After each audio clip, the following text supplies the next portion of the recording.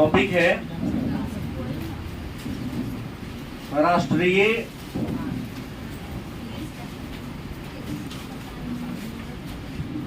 आय का मापन। मतलब ये जानना है कि हम राष्ट्रीय आय को कैसे मापेंगे या राष्ट्रीय आय को मापने के तरीके कौन कौन हैं, और दूसरी महत्वपूर्ण बात कि राष्ट्रीय आय को मापने में किन किन सावधानियों को ध्यान में रखना चाहिए। तो सबसे पहले हमने कहा था कि आय एक प्रवाह है, नहीं जैसे नदी की धारा कंटिन्यू लगातार प्रवाह होती रहती है, चलती रहती है, बहती रहती है, वैसे ही जो हमारा इनकम है, हमारा जो आय है, नदी के धारा के समान ही वह प्रवाहित होती रहती है। तो सवाल है कि हम राष्ट्रीय आय का मतलब होता है राष्ट्र की आय, और राष्ट्रीय आय से संबंधित जितनी भी धारणाएं थी, जितनी भी विचारधाराएं थी, उन सारे विचारधाराओं को हमने क्या किया था, जाना था, पढ़ा था।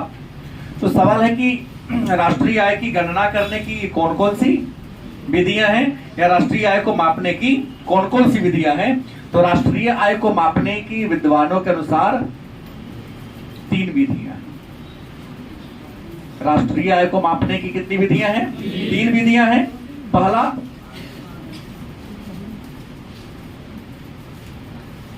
उत्पादन विधि, दूसरा कौन है? आय विधि, और तीसरा कौन होगा? व्यय विधि। मतलब राष्ट्रीय आय की गणना, राष्ट्रीय आय को गिनने की ऐसे तो बहुत सारे तरीका हैं, लेकिन 3 ऐसे तरीका हैं जो ज्यादा महत्वपूर्ण है। पहला कौन है? उत्पादन विधि, दूसरा कौन है?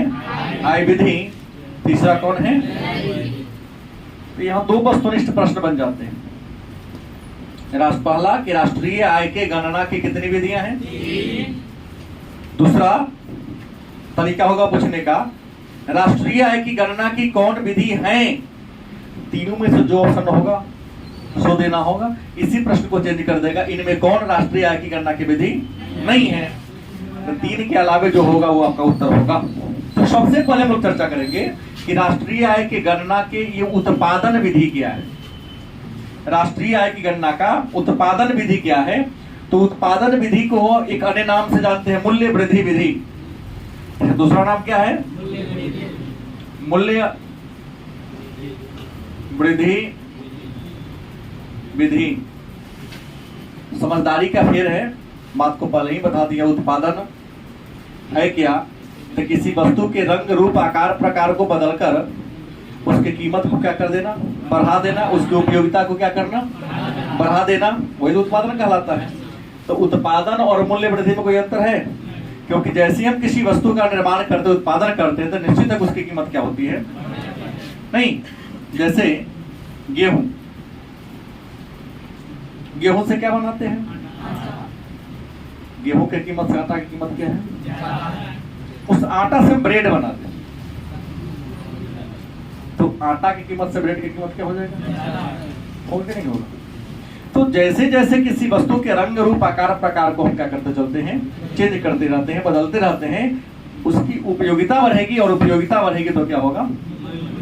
लकड़ी है, बेंच बनाओ कीमत कम होगा, चेयर बनाओ कीमत ज्यादा होगा, चौकी बनाओ कीमत ज्यादा होगा, पलंग बनाओ कीमत ज्यादा होगा। अगर दीवार पलंग बनाते उसका कीमत और ज्यादा हो जाता है। तो सब लकड़ी है,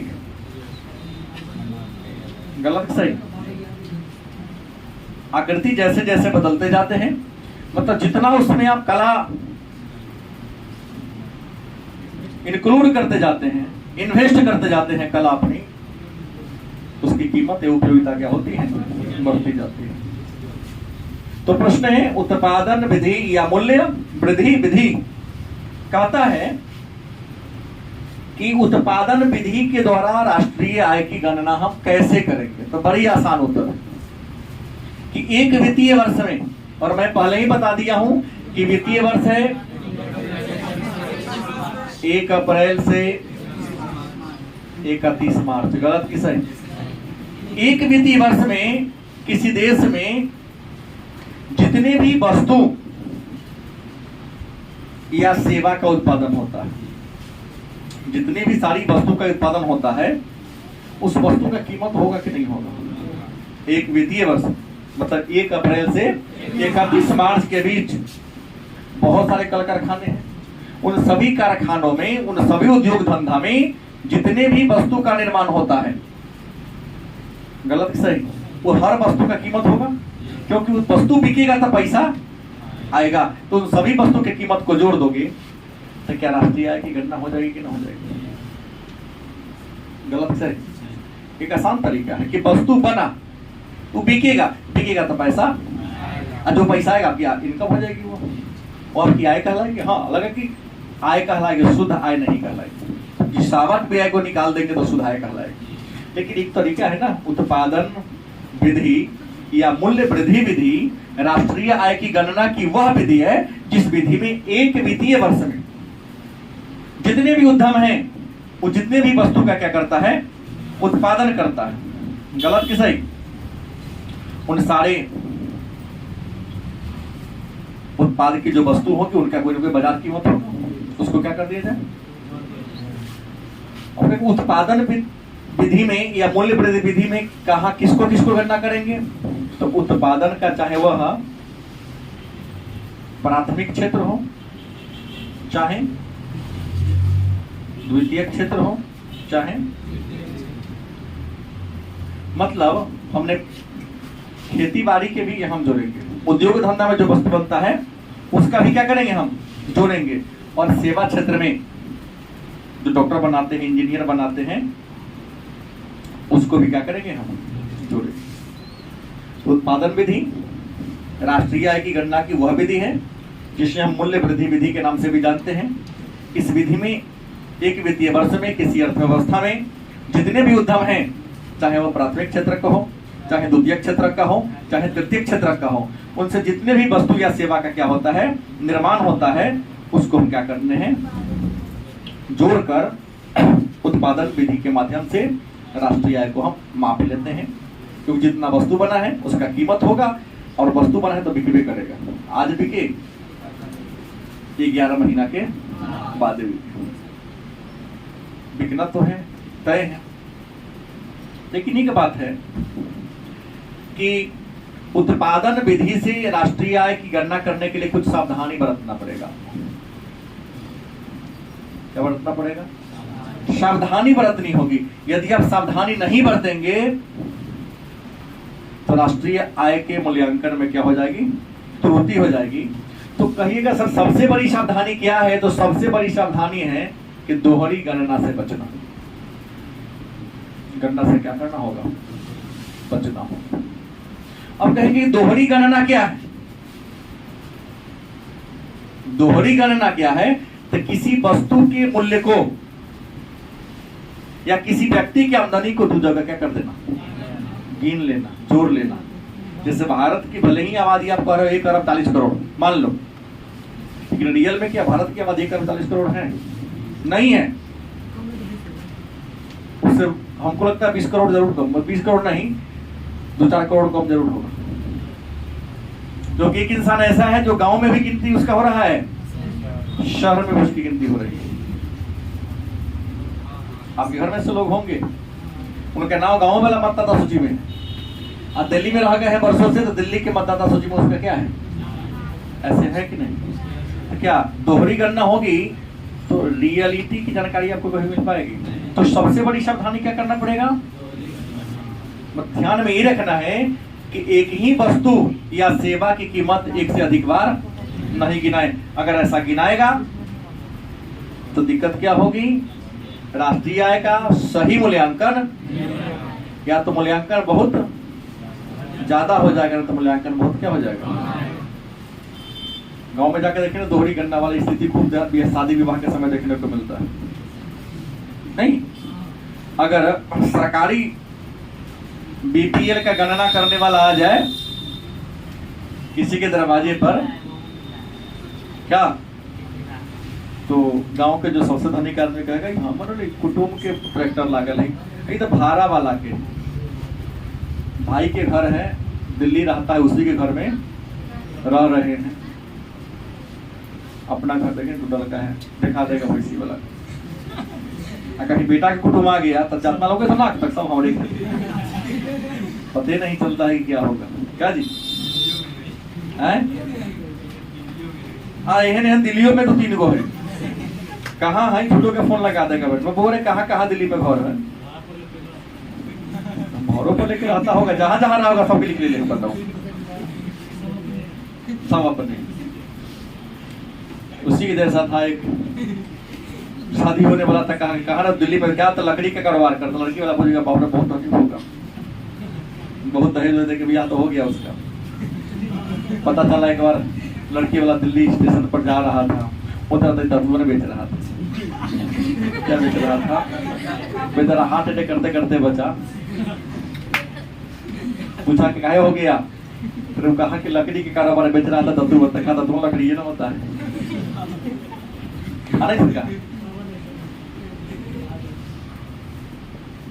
तो मेरा ये कहना है कि दोहरी गणना से आपको क्या करना पड़ेगा, बचना पड़ेगा, तब सही सही मूल्यांकन होगा।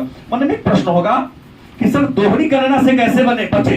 तो दोहरी गणना से बचने का सबसे आसान तरीका है, दोहरी गणना से बचने का सबसे जो आसान तरीका याद रखेंगे, नंबर 1 अंतिम उत्पाद को जोड़ेंगे। क्या जोड़ेंगे? जैसे गेहूं से आटा बना, आटा से ब्रेड बना, तब गेहूं की कीमत को नहीं जोड़ेंगे, आटा की कीमत को ब्रेड से जब उसको जोड़ लेंगे। गेहूं को जोड़ ले, मैदों को जोड़ ले, अब ब्रेडों को जोड़, 3 जगह ना जोड़ा गया, तो सीधा अंतिम उसी से बना है, तब किसको जोड़ लेंगे? ब्रेड को जोड़ेंगे। जो अंतिम उत्पाद हुआ उसको हम जोड़ेंगे। तो दोहरी गणना से क्या कर सकते हो? और दूसरा, मूल्य वृद्धि को नहीं जोड़ेंगे। मूल्य वृद्धि की गणना, क्योंकि कंपनी में जब कोई वस्तु बनता है उसकी कीमत अलग होता है, और जितना दुकान चेंज होता है वस्तु की कीमत क्या होता है। जैसे ये मार्कर भले ही मुझे 25 रुपए मिला है, ये गारंटी है कि कंपनी में 2 से 3 रुपए बना होगा। क्यों मैं ज्यादा कर दिया? 5 रुपया तो नहीं बना होगा। लागत इसका बहुत कम होगा, सरकार का टैक्स आया होगा, 3-4 रुपया हो गया होगा, फिर वहां से मार्केट में आया होगा, फिर दूसरे मार्केट में गया होगा, अंतिम रूप से आते आते यहाँ सीतामढ़ी के रिंग बांध के दुकान पर पहुंचा। भाई जितना जगह होगा ट्रक का, ट्रेन का, ट्रांसपोर्ट का चार्ज तो जुड़ता जाएगा, और जितना बार उठा पटक होगा 100 बार 1 रुपया क्या होता है, कीमत बढ़ते जाता है।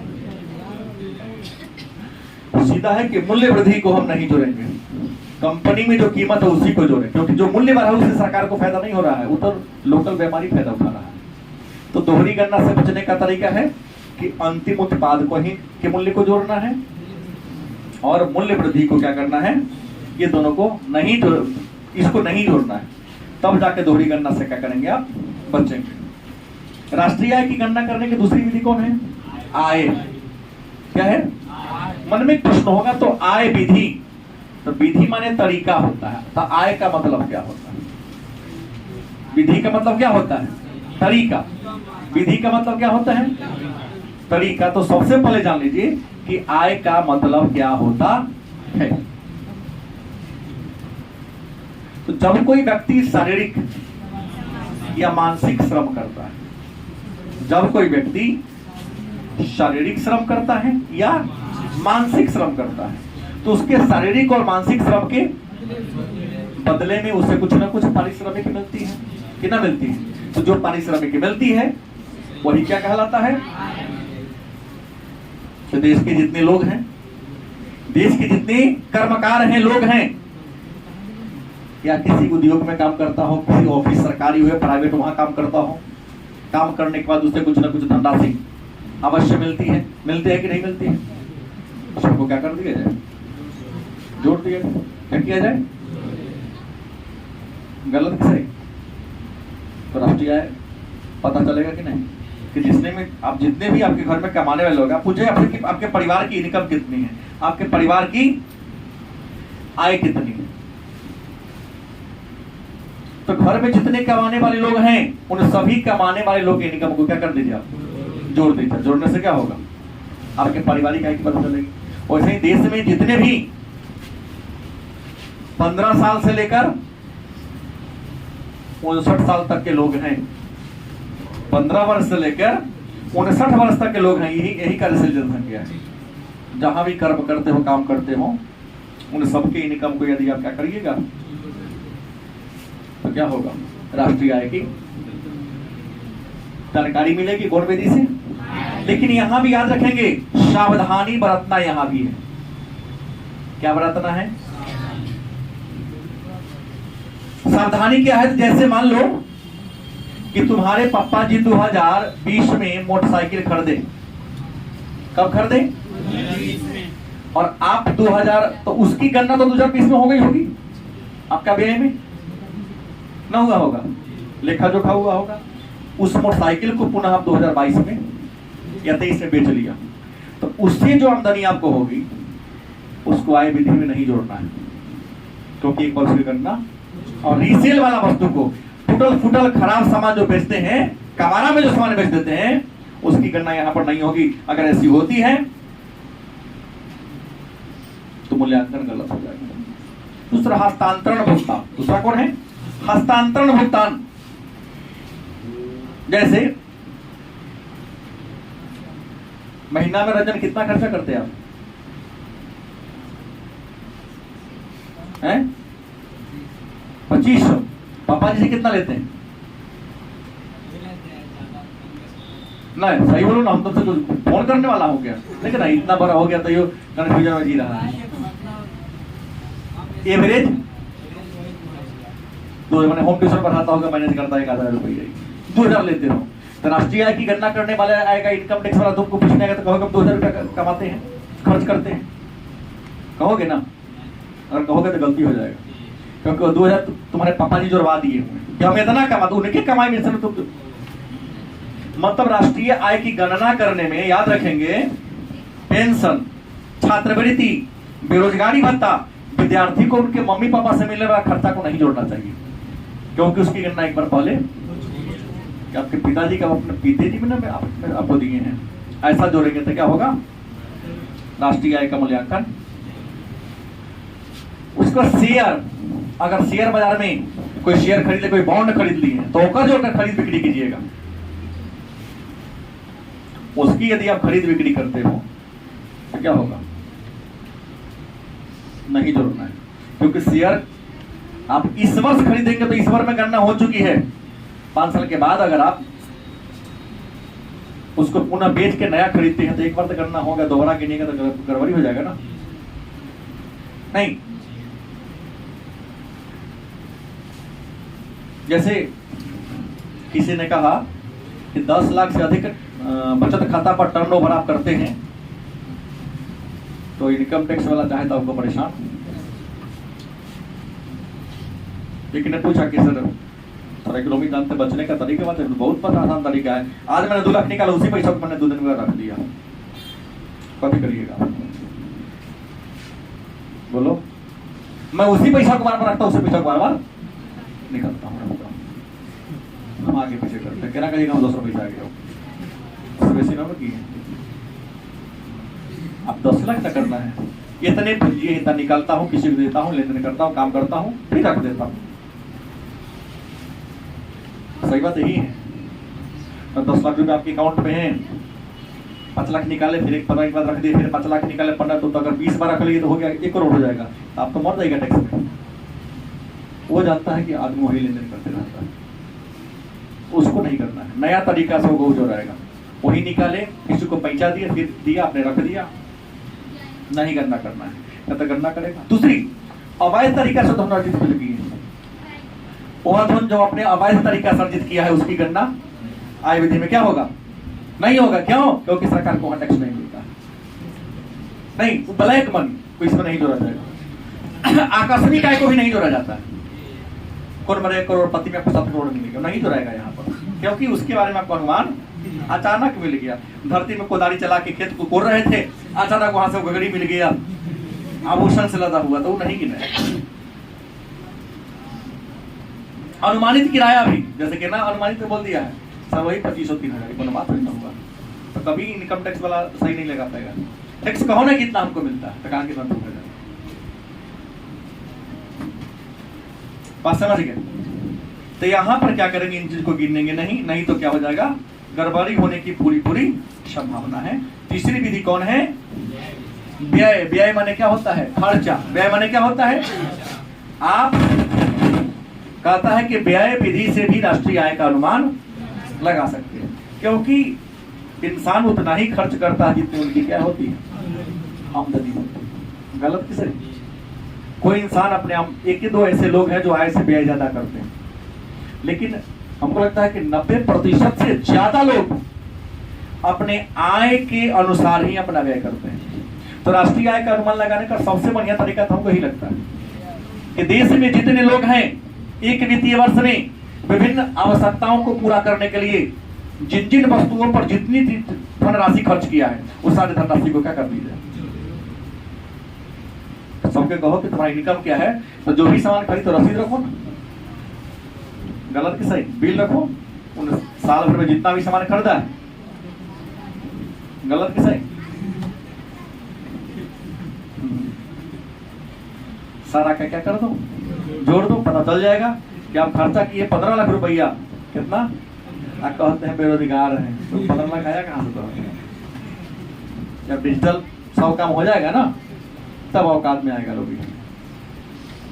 मेरे ख्याल से डिजिटल 100% हो जाना चाहिए, हम लोग को डरने की जरूरत नहीं है। क्या जी, मोची वाला का ऑनलाइन दो, पान वाला का ऑनलाइन दो, गुटखा वाला का ऑनलाइन दो, सब्जी वाला का ऑनलाइन दो, चावल दाल वाला का ऑनलाइन दो, दूध वाला का, चोरू चक्का भूखे मर जाएगा।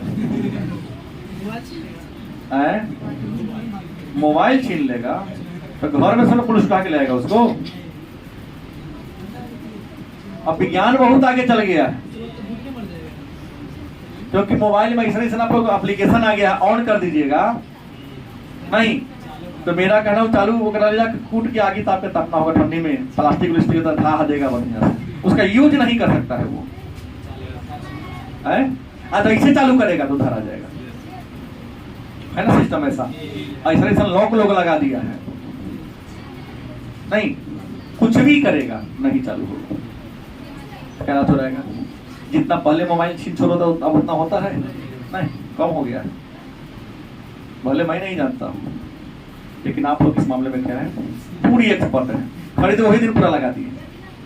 अच्छा ऐसा सिम बदलेगा ना तो सोचना इसको दूसरा मोबाइल पर आ जाता है, तो मोबाइल में फला नंबर लागल हो, कुछ ट्रैकर होता है कुछ, उसमें आप दूसरा नंबर दे दो, किसी ने मोबाइल आपका चुरा लिया, और चुरा के जैसे दूसरा का सिम घुसाएगा, आपके सेकंड वाला जो मैसेज दिए मोबाइल नंबर, उस पर मैसेज आएगा कि आपके इस मोबाइल में फलाना नंबर का सिम चल रहा है। गलत से। तो व्यय विधि राष्ट्रीय आय की गणना की वो ऐसी विधि है जिसमें व्यक्ति के द्वारा किया गया अंतिम व्यय के आधार पर अंतिम व्यय को जोड़ करके राष्ट्रीय आय की क्या करते हैं, गणना करते हैं। लेकिन यहां भी ध्यान रखना है, जो पुरानी वस्तु पर आपने व्यय कर दिया, सेकेंड हैंड मोटरसाइकिल आपने खरीद लिया, वो ना जोड़ाएगा। कुछ लोग सेकेंड हैंड खूब खरीदते हैं, मोबाइल सेकेंड हैंड खरीद लिया, उसकी गणना यहां पर नहीं होगी, क्योंकि जो पहली बार जिसने मोटरसाइकिल खरीदा होगा उसका गणना पहली बार राष्ट्रीय आय में हो चुका है। तो अगर आप रीसेल करते हैं तो रीसेल में आप जो आपने व्यय किए वो आपका क्या होगा, नहीं जोड़ेगा। तो ये 3 तरीका है राष्ट्रीय आय को क्या करने की, गणना करने।